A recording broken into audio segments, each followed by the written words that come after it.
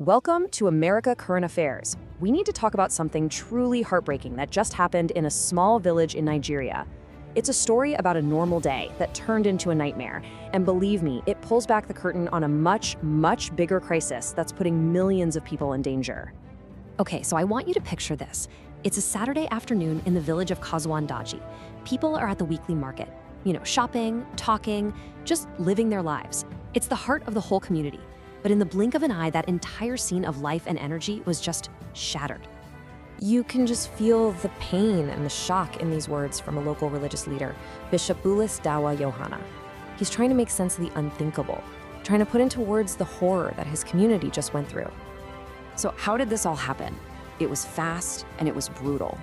At 4:30 p.m., gunmen just swarmed the market on motorcycles. They started shooting everywhere, chasing people down, looting everything they could find.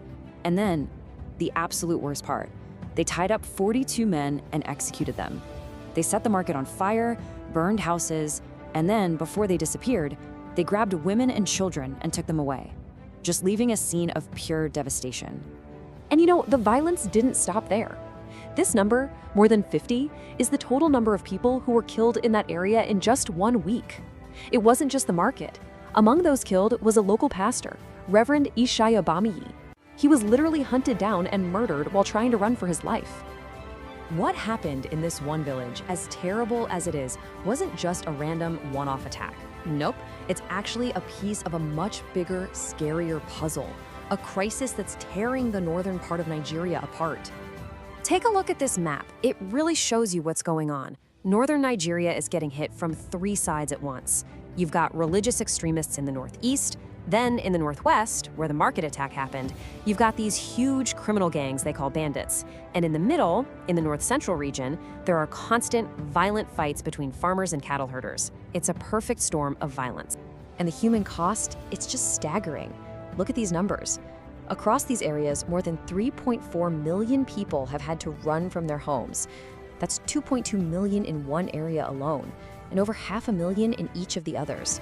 Remember, these aren't just numbers on a chart. These are families, kids, grandparents who have lost literally everything. Now let's zoom in on the northwest, where those bandits are causing so much chaos. Just look at the death toll over the last couple of years. In just one state, Zamfara, almost 5,000 people have been killed. Can you imagine? This kind of violence has become the terrifying new normal for millions of people. So the big question is, who is doing all this? And the answer, well, it's not simple. It's not just one bad guy. It's more like a tangled spiderweb of different armed groups, and they all have their own reasons for causing so much pain. The guys who attacked the market are called bandits, but that word is a little misleading. Don't think of small-time crooks. These are huge, organized criminal businesses. They aren't fighting for a cause, they're fighting for cash. Their whole business model is built on kidnapping people for ransom money, stealing cattle, and robbing entire villages. For them, terror is just good for business. And the bandits are just one part of the problem. You've also got groups like ISWAP and Boko Haram, who are religious terrorists. Then you have these other strange groups like the Lakurawa, who sometimes fight the bandits but also bully the local people. And of course, villagers have started their own little armies just to protect themselves. And get this, sometimes these groups fight each other and sometimes they work together. It's a chaotic, deadly mess. So what's the fuel for this giant fire? It's really a recipe for disaster. You have extreme poverty, which makes people desperate.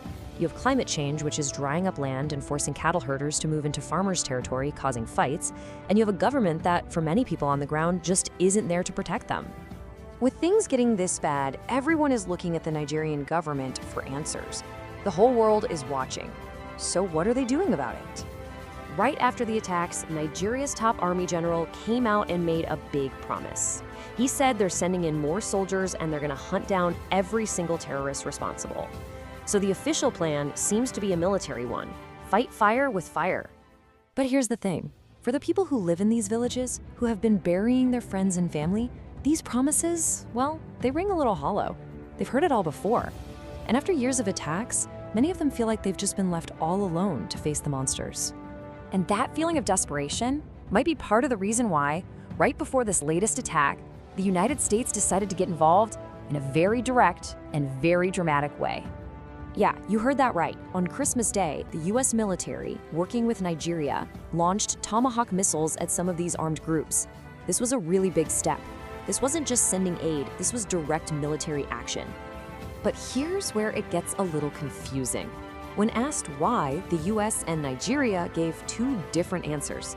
The US Defense Secretary said it was about protecting Christians. But the Nigerian government said, no, this has nothing to do with religion. We're just fighting all terrorists. It leaves you scratching your head, right? All of this, the bandits, the terrorists, the airstrikes, it all leads to the hardest question of all. How do you actually fix this? How do you bring peace to a place that is so broken? Human rights groups like Amnesty International have a very strong opinion. This quote right here says it all. They believe the government has basically left these poor villagers at the mercy of rampaging gunmen. It paints a picture of people who feel completely and utterly abandoned. But you know what's amazing? Even with all this fear, people are not just giving up. In some places, they're taking matters into their own hands with things like Operation Know Your Neighbor. It sounds simple, but it's powerful. It's just get to know the people who live next to you. Keep an eye out for strangers. Talk to each other.